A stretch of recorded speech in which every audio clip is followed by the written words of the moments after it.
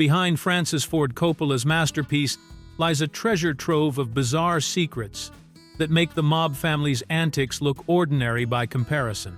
From real mobsters coaching actors to a stray cat that nearly ruined dialogue. From Academy Award scandals involving plagiarism to Marlon Brando being crowned Moon Champion for his pranking prowess, the making of this cinematic classic was stranger than fiction. Here are the 15 weird facts you didn't know about The Godfather 1972. Fact 1. Brando was crowned Moon Champion. When you think about the intense, dramatic world of The Godfather, the last thing you'd expect is a childish prank war breaking out behind the scenes, but that's exactly what happened during the 1972 filming. What started as a simple way to break tension on Francis Ford Coppola's serious crime drama quickly escalated into one of Hollywood's most ridiculous competitions, with the legendary Marlon Brando emerging as the unlikely champion. The mooning contest began innocently enough when cast and crew members started playing pranks on each other to lighten the mood during the long, demanding shoot. As the filming progressed, the act of exposing one's bare buttocks became the go-to gag throughout the entire production, and it spread like wildfire across the set. According to people who were there, it became nearly impossible to walk into any room without encountering someone's naked posterior staring back at you. The competition grew more intense as filming continued, with actors Robert Duvall and James Caan joining Brando in trying to outdo each other with increasingly bold displays. What made this whole situation even more absurd was that these were serious, accomplished actors working on what would become one of cinema's greatest masterpieces, yet they were behaving like mischievous schoolchildren between takes. The contest reached its peak during the filming of the elaborate wedding reception scene, when Brando decided to make his ultimate move. In the middle of shooting this crucial sequence, with dozens of cast members and crew present, the 50-year-old acting legend exposed himself, effectively ending the competition with one decisive gesture. His fellow pranksters immediately conceded defeat, recognizing that Brando had taken the contest to a level they couldn't match. As a trophy for his victory, Brando was presented with a custom leather belt buckle that read, "Mighty Moon King," which he reportedly wore with pride. This bizarre honor became part of Godfather lore, proving that even during the creation of one of Hollywood's most serious films, there was room for completely ridiculous behavior that helped the cast bond and cope with the pressure of making cinema history. Fact 2. The stray cat sabotage dialogue. One of the most iconic images from The Godfather's opening scene features Don Vito Corleone gently stroking a cat while listening to requests on his daughter's wedding day, but this memorable detail was never supposed to exist and ended up causing major technical problems during production. The cat that appears in Marlon Brando's lap was completely unplanned and came about through pure chance when director Francis Ford Coppola was walking around the Paramount Studios lot before filming began. During one of his daily walks to the set, Coppola spotted a stray cat wandering around the studio grounds and decided on impulse to incorporate the animal into the scene they were about to shoot. Without any script changes or preparation, he simply picked up the cat and handed it to Brando, telling the legendary actor to improvise with it during the important opening sequence, where the Don meets with people seeking his help. What seemed like a brilliant creative decision quickly turned into an unexpected nightmare for the sound department. The cat was so comfortable and content, sitting in Brando's lap, that it began purring continuously throughout the takes, and the purring was so loud and persistent that it completely drowned out much of Brando's crucial dialogue. The microphones picked up every rumble and vibration from the happy feline, making it nearly impossible to hear the Don's important lines clearly. The cat's enthusiastic purring created such a significant audio problem that the production team had no choice but to bring Brando back into the recording studio later to re-record most of his dialogue from the opening scene. This process, called looping or dubbing, meant that many of the Don's most memorable lines from that sequence had to be recorded separately and synchronized with the existing footage. Despite the technical headaches it caused, the cat's presence added an unexpected layer of warmth and humanity to the intimidating character of Don Corleone, showing his gentler side even as he discussed serious family business. and the scene became one of the most memorable moments in cinema history. Fact 3. Real horsehead shocked actor. The horsehead scene in The Godfather remains one of cinema's most shocking and memorable moments. But what makes it even more disturbing is that the severed horsehead placed in movie producer Jack Woltz's bed was completely real, not a Hollywood prop as most people assume. Francis Ford Coppola and his production team obtained an actual horse's head from a dog food company in New Jersey, choosing authenticity over the safety and comfort of their cast members. Actor John Marley, who played the unfortunate movie producer who wakes up to this grisly discovery, had been rehearsing the scene for days using a fake horse head that the props department had created for practice runs. During these rehearsals, Marley would go through the motions of waking up, seeing the fake head, and delivering his horrified reaction, all while knowing exactly what to expect when he opened his eyes. However, when it came time to film the actual scene, Coppola made the decision to replace the fake prop with the real horse head without telling Marley about the switch. The director wanted to capture a genuine reaction of shock and horror, believing that an authentic response would be far more powerful than any acting performance, no matter how skilled. When Marley woke up during the filming and found himself face to face with an actual severed horse head, complete with blood and the unmistakable reality of death, his screams of terror and revulsion were completely genuine. The actor was truly horrified and caught completely off guard, having expected to see the familiar fake prop he had been working with during rehearsals. This decision to use real animal remains created one of the most authentically disturbing moments in film history, though it also raised questions about the lengths filmmakers should go to achieve realism. The genuine fear and disgust in Marley's performance became a defining moment in the movie, demonstrating the power of Don Corleone's influence and the brutal consequences of refusing his requests. Fact 4. Luca Brassi's nervousness was real. One of the most memorable scenes in The Godfather features the intimidating enforcer Luca Brasi nervously paying his respects to Don Corleone. But what audiences see on screen as masterful character acting was actually the result of genuine terror from actor Lenny Montana, who was so frightened of performing alongside Marlon Brando that he couldn't deliver his lines properly. Montana, who was a former professional wrestler before becoming an actor, had never worked with such a legendary performer and found himself completely overwhelmed by the experience. During the filming of the crucial scene where Luca Brasi meets with Don Corleone in his study on the day of his daughter's wedding, Montana spent an entire day attempting to get through his dialogue without making mistakes. Take after take, he would stumble over his words, forget his lines, or deliver them in a way that didn't satisfy director Francis Ford Coppola, all because he was genuinely intimidated by being in the same room as one of Hollywood's greatest actors. The situation became so problematic that Coppola realized he didn't have time to reshoot the scene or wait for Montana to overcome his stage fright, since the production was already operating on a tight schedule and budget. Instead of replacing the actor or finding another solution, the creative director came up with a brilliant way to turn Montana's real nervousness into an advantage for the character. Coppola decided to add a completely new scene that wasn't in the original script, showing Luca Brasi alone before his meeting with the Don, practicing his speech and rehearsing exactly what he planned to say.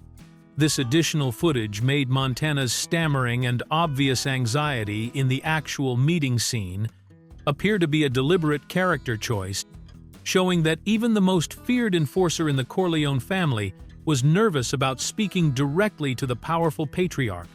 The result was a performance that perfectly captured the awe and respect that Don Corleone commanded from even his most dangerous associates, creating one of the film's most effective demonstrations of the Don's intimidating presence. Fact 5. Brando used hidden weights as prank. Even though Marlon Brando was already a substantial man when he arrived on The Godfather set, that didn't stop him from playing elaborate pranks on his fellow actors, including one particularly mischievous trick that turned a dramatic scene into a genuine physical struggle for the cast members involved.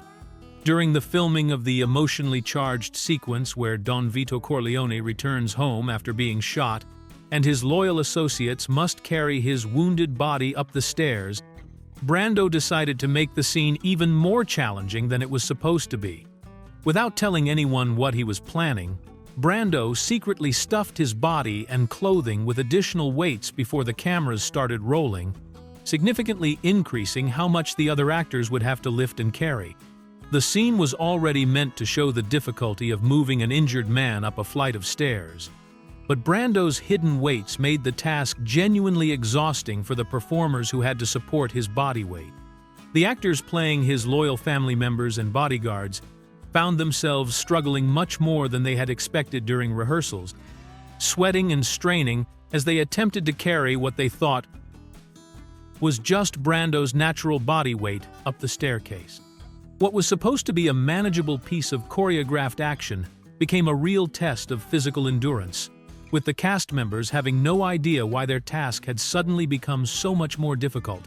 Brando kept his prank secret throughout multiple takes of the scene, watching with amusement as his fellow performers worked harder and harder to complete what should have been a routine piece of staging. The extra weights created authentic reactions of effort and strain from the other actors, who were genuinely struggling to carry their heavier-than-expected burden up the stairs.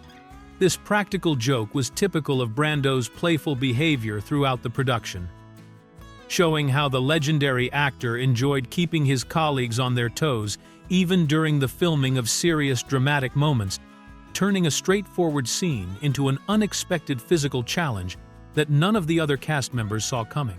Fact 6. The score was plagiarized. The Godfather's hauntingly beautiful musical score by Italian composer Nino Rota became one of the most recognizable and beloved soundtracks in cinema history, but it also became the center of a major Academy Awards scandal that resulted in one of the rarest events in Oscar history. When the 1973 nominations were announced, Rota received a well-deserved nomination for Best Original Score, and most people in Hollywood expected him to win the award for his masterful work on Francis Ford Coppola's epic gangster film. However, after the nominations were made public, someone discovered that Rota had recycled a significant portion of his famous love theme from an earlier project he had worked on 14 years before The Godfather was made. The melody that audiences found so moving and original in the crime drama had actually first appeared in a 1958 Italian comedy film called Fortunelle, where Rota had used the same musical theme in a completely different context and style. The Academy of Motion Picture Arts and Sciences faced a serious problem, because their rules clearly stated that nominated scores must be entirely original compositions, and Rota's reuse of his own previous work violated this requirement. After investigating the situation and confirming that the love theme was indeed recycled material, the Academy made the extremely rare decision to revoke Rota's nomination completely, something that almost never happens once the official nominees are announced.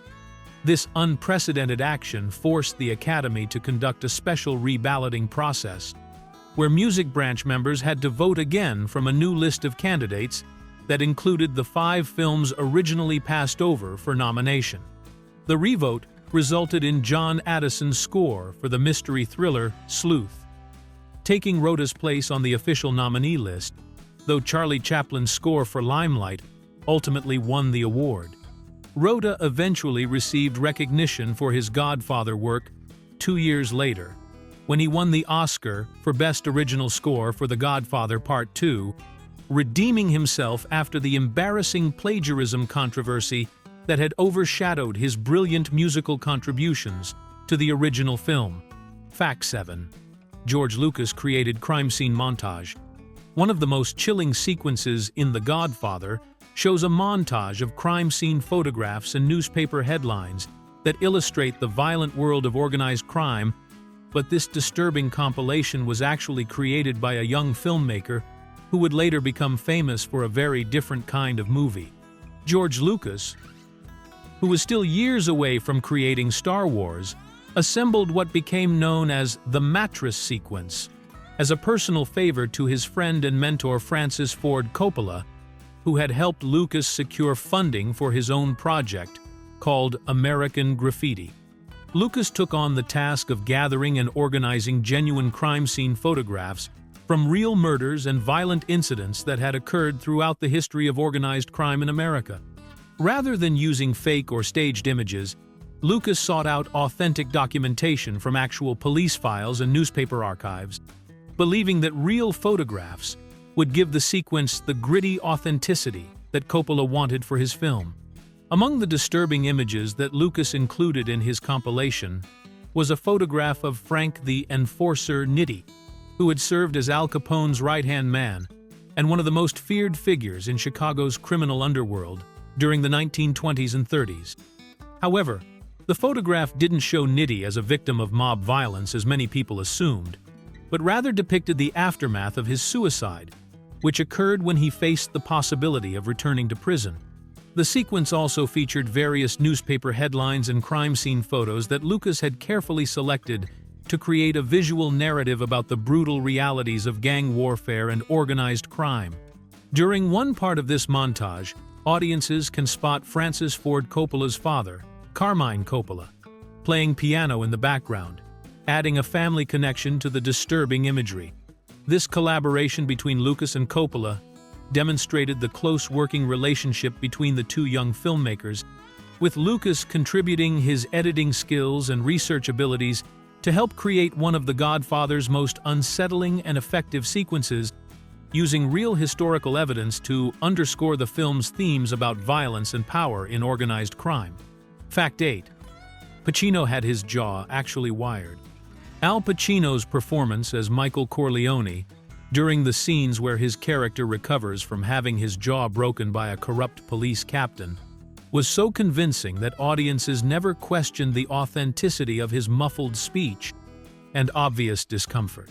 But what they didn't realize was that Pacino's portrayal was completely genuine because his mouth was actually wired shut during filming. This commitment to realism went far beyond what most actors would be willing to endure for their craft, demonstrating Pacino's dedication to making his performance as authentic as possible. The storyline required Michael Corleone to have his jaw broken after being punched by Captain McCluskey during a supposed police interrogation, leaving him with visible facial injuries and difficulty speaking clearly for several scenes afterward.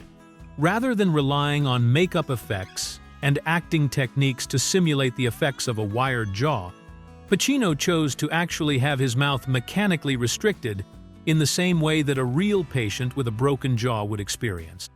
During the filming of these particular scenes, Pacino had to deliver his dialogue while dealing with the genuine physical limitations and discomfort that come with having one's jaw wired shut, including the characteristic slurred speech patterns and the obvious effort required to communicate clearly. This method approach to the role meant that his co-stars were interacting with someone who was genuinely struggling to speak properly, rather than someone who was simply pretending to have difficulty talking. The decision to use actual jaw wiring created an incredibly realistic portrayal that helped establish Michael's vulnerability during this crucial period of his character development, when he transforms from a reluctant family outsider into someone willing to commit murder for the family business. Pacino's willingness to undergo this uncomfortable procedure for the sake of his performance added a layer of authenticity that would have been nearly impossible to achieve through acting alone, contributing to what many consider one of the finest performances in cinema history. Fact 9. Brando used cue cards everywhere. Marlon Brando's legendary performance as Don Vito Corleone became one of cinema's most iconic portrayals, but behind his commanding presence and memorable delivery was a secret that would have shocked audiences at the time. Brando absolutely refused to memorize his lines, and instead relied on an elaborate system of hidden cue cards placed strategically throughout every scene. This unconventional approach to acting went against traditional Hollywood methods, but Brando believed that reading lines naturally would create a more spontaneous and realistic performance than reciting memorized dialogue. Throughout the filming of The Godfather, Brando and the crew developed increasingly creative ways to hide his cue cards in places where he could easily read them, without breaking character or looking directly at the camera. The most common locations for these hidden prompts were behind various props on the set, including furniture, decorative objects, and even pieces of the elaborate sets that had been constructed for the film. However, Brando's cue card system became even more elaborate when he began pinning his lines inside the clothing of his fellow actors, turning his co-stars into unwitting human teleprompters during their scenes together. This meant that other performers had to remain perfectly still in certain positions so that Brando could read his dialogue from cards attached to their jackets, shirts, or dresses without the audience noticing his eye movements. The practice created some amusing behind-the-scenes moments, as actors had to coordinate their movements carefully to ensure that Brando's cue cards remained visible to him throughout their performances. Despite this unconventional method, Brando's approach to his craft was rooted in his belief that memorizing lines could make performances feel too rehearsed and artificial, preventing actors from discovering new emotional truths in their characters during filming. This technique allowed Brando to maintain the natural, conversational quality that made Don Corleone feel like a real person rather than a scripted character, contributing to the authenticity that made his performance so compelling and memorable to audiences worldwide. Fact 10. Real mobsters became acting coaches. What started as a major conflict between The Godfather's production team and organized crime figures unexpectedly turned into one of Hollywood's strangest collaborations, with real-life mobsters actually becoming informal acting coaches for some of the film's biggest stars. Initially, the Italian-American Civil Rights League, led by crime boss Joseph Colombo Sr., had strongly opposed the making of The Godfather, and even threatened to shut down production because they felt the film would perpetuate negative stereotypes about Italian Americans. The situation became so tense that producer Albert Ruddy had to meet directly with Colombo to negotiate a peaceful resolution, eventually agreeing to remove certain words from the script and donate proceeds from the film's premiere to the organization. Once this agreement was reached and the Italian-American Civil Rights League officially blessed the production, something completely unexpected happened. Actual members of organized crime families became curious about the filmmaking process and started visiting the set to watch the actors work. Rather than creating an uncomfortable atmosphere, these visits turned into surprisingly productive sessions where the real gangsters began offering advice to the performers about how to authentically portray their characters. Marlon Brando and James Caan, in particular, became comfortable enough with some of these visitors to ask them for guidance on everything from proper pronunciation of Italian words to the subtle mannerisms and speech patterns that would make their performances more believable. One notable figure who provided this unofficial coaching was Andy Mush Rousseau, who spent time with the actors and helped them understand the authentic way that people in his world spoke and carried themselves. These real-life criminals became invested in making sure the film portrayed their culture accurately, offering elocution lessons and behavioral tips that no traditional acting coach could have provided.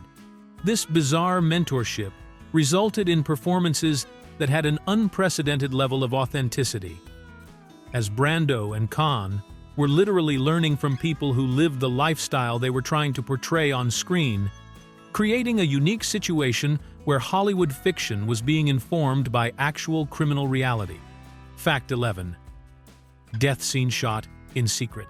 One of The Godfather's most touching and memorable scenes shows Don Vito Corleone peacefully dying while playing with his grandson in a tomato garden, but this beautiful sequence almost didn't make it into the film because Paramount executives had specifically ordered director Francis Ford Coppola to remove it from the script entirely. The studio bosses believed the scene was unnecessary and wanted a more streamlined approach that would cut directly from Vito's recovery to his funeral, eliminating what they saw as an extra emotional moment that would slow down the film's pacing. Coppola strongly disagreed with this decision and felt that the garden death scene was crucial for showing the Don's humanity and providing proper closure to Marlon Brando's character, but he knew that openly defying the studio's orders could result in him being fired from the project. Instead of giving up on the scene, the determined director came up with a clever plan to film it without the executives knowing what he was doing. While the studio was busy with other aspects of production, Coppola secretly constructed a makeshift tomato garden set that could serve as the location for Vito's final moments. He timed this covert operation to coincide with the filming of the elaborate wedding reception scenes, using the chaos and activity of that major sequence as cover for his unauthorized project. When Coppola began setting up cameras for the forbidden scene, one of the Paramount executives discovered what he was doing and immediately confronted him about his disobedience. However, instead of shutting down the filming right away, the executive left the set to report Coppola's actions to higher-ups at the studio, giving the director a precious window of opportunity. During this brief grace period while the executive was away making phone calls and filing complaints, Coppola, Brando, and the child actor quickly filmed the entire death sequence, capturing the touching moment where Vito places an orange peel in his mouth to frighten his grandson before peacefully collapsing among the tomato plants, creating one of cinema's most poignant death scenes. Fact 12. Coppola faked Brando's screen test. When Francis Ford Coppola desperately wanted Marlon Brando to play Don Vito Corleone, he faced a seemingly impossible obstacle from Paramount Pictures executives who demanded that the legendary actor submit to a screen test before being officially cast in the role. This requirement put Coppola in an extremely difficult position because asking an actor of Brando's stature and reputation to audition like an unknown performer would have been deeply insulting and could have caused Brando to walk away from the project entirely. Brando had already established himself as one of Hollywood's greatest actors through his groundbreaking performances in films like A Streetcar Named Desire and On the Waterfront, making the idea of a screen test seem completely inappropriate and disrespectful. Coppola knew that if he approached Brando with a direct request to audition for the part, the proud actor would almost certainly refuse and probably never speak to him again. Instead of risking this confrontation, Coppola came up with a clever deception that would satisfy the studio's demands while protecting Brando's dignity and professional reputation. When he contacted Brando about the role, Coppola deliberately misrepresented what the studio wanted, telling the actor that Paramount was interested in conducting some makeup tests to see how he would look in the character of Don Corleone. This approach made the session sound like a collaborative creative exploration rather than an evaluation of Brando's acting abilities, allowing the legendary performer to participate without feeling like his talent was being questioned. During this supposed makeup test, Brando transformed himself into the character by slicking back his hair, stuffing tissue paper into his cheeks, and adopting the Don's distinctive mannerisms and voice.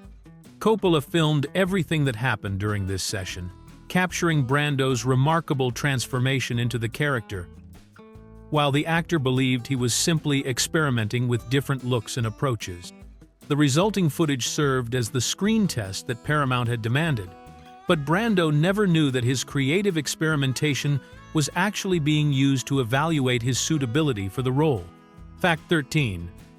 Leave the gun, take the cannoli. One of the most quoted lines in movie history, "Leave the gun, take the cannoli," has become synonymous with The Godfather's blend of violence and dark humor. But this memorable piece of dialogue was never written in Mario Puzo's original script and came about through pure improvisation by actor Richard Castellano during filming.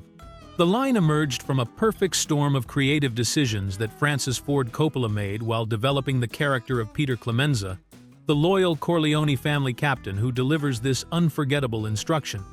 Originally, the script only called for Castellano to say, "Leave the gun," after his character, and an associate finish executing a traitor who had been feeding information to rival families. This straightforward command made sense within the context of the scene, as leaving the murder weapon behind was standard practice to avoid being caught with evidence that could link them to the crime. However, Coppola had decided to add depth to Clemenza's character by including a brief domestic scene earlier in the film where the tough gangster interacts with his wife at home. During this added sequence, Clemenza's wife reminds her husband not to forget to pick up cannoli from the bakery while he's out conducting his business, treating his deadly mission as casually as any other errand he might run during the day.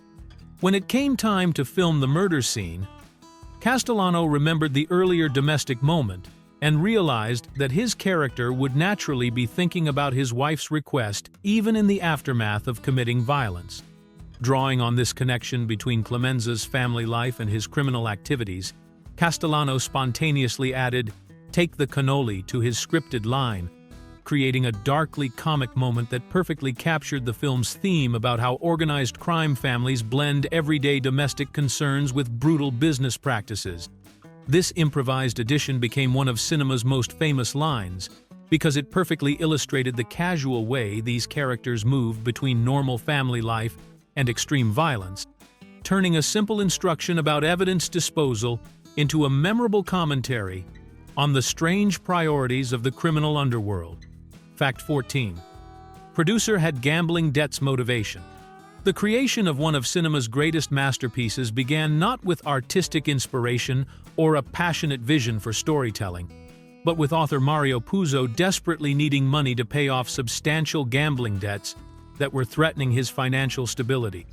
According to Paramount Pictures head Robert Evans, Puzo approached the studio in 1968 not to pitch an exciting new movie concept, but simply to find a way out of the serious trouble his betting habits had created for him. Puzo had already established himself as a serious literary writer, with two well-received but commercially unsuccessful novels, The Dark Arena and The Fortunate Pilgrim, which had earned critical praise but failed to provide him with the financial security he needed. His gambling problem had reached a point where he owed significant amounts of money to people who were not patient about collecting what they were owed, creating a situation that required immediate financial relief. When Puzo met with Evans to discuss his predicament, the studio executive was initially skeptical about getting involved in what seemed like a personal problem rather than a legitimate business opportunity. However, Evans decided to help Puzo as a favor to a mutual friend, offering the struggling writer $10,000 up front, with a commitment to pay an additional $75,000 if Puzo could successfully write and publish a novel that would be suitable for film adaptation. Evans later admitted that he never really expected to hear from Puzo again after making this deal, assuming that the writer would take the initial payment and disappear without producing anything of value. The studio head viewed the arrangement as essentially a charitable gesture rather than a serious investment in future entertainment content. However, when Puzo eventually delivered The Godfather novel, it became a massive bestseller that captured the public's imagination and proved to be exactly the kind of compelling material that Hollywood studios dream of adapting, transforming what began as a desperate financial rescue into one of the most profitable and critically acclaimed projects in movie history. Fact 15. Dinner rehearsals as method acting. Francis Ford Coppola understood that The Godfather's success would depend heavily on making the Corleone family feel like a real, authentic Italian-American household, rather than a collection of actors playing scripted roles. So he developed an unusual rehearsal technique that went far beyond traditional script reading and blocking exercises. Instead of simply having his cast members practice their individual scenes, Coppola organized elaborate dinner gatherings where the entire main cast had to sit down together as a family and remain completely in character for the duration of the meal. These weren't casual get-togethers or social events where actors could relax and be themselves between takes, but intensive method acting exercises that required every performer to fully embody their character's personality, mannerisms, and relationships with the other family members throughout the entire dining experience. Marlon Brando had to maintain the dignity and authority of Don Vito Corleone, while Al Pacino stayed in character as the initially reluctant Michael, and James Caan embodied the hot-tempered Sonny Corleone even during casual conversation over pasta and wine.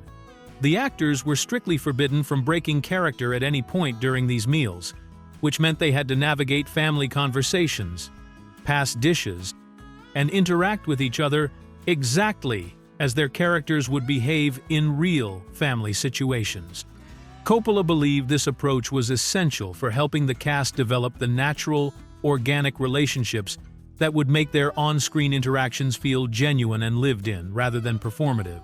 These dinner rehearsals allowed the actors to discover subtle details about their characters' family dynamics that couldn't be captured through traditional script analysis, such as how Michael might defer to his father during conversations, how Sonny might dominate discussions with his explosive personality, or how the various family members would naturally position themselves around the dinner table based on their relationships and hierarchy within the family structure. This innovative rehearsal method helped create the authentic family chemistry that audiences found so compelling, making the Corleones feel like a real family, with genuine connections rather than actors following predetermined blocking and dialogue cues.